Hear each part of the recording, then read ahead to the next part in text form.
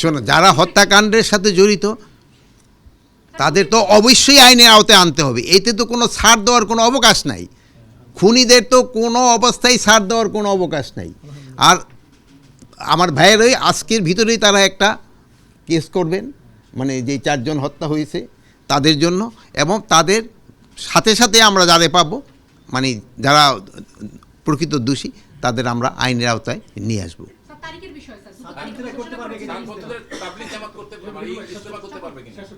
তাবলিগ সাতপন্থীরা ইস্তেমা করতে পারবে। ভাই একটা কিন্তু জিনিস খুব সুন্দর বলছেন, তাদের ভিতরে কিন্তু একটা আলোচনা হচ্ছে যে পন্থীগুলি এক করে, আপনারাও চাচ্ছেন সব এক হইতে, তারা যদি আবার আলোচনা করে যদি তারা একটা সমাধানে আসতে পারে। সরকারের অবস্থান, সরকার তো আমি বলবো তো ভাইয়ের আলোচনা করুক আগে। সরকারের অবস্থান কি এখনো 2টা ডেট বলবৎ আছে কি নাই? ডেট 2টা তো আমরা এখন পর্যন্ত করি নাই, কিন্তু ভাইয়ের আলোচনা করুক, আলোচনা করার পরে আমরা একটা সিদ্ধান্ত নিব।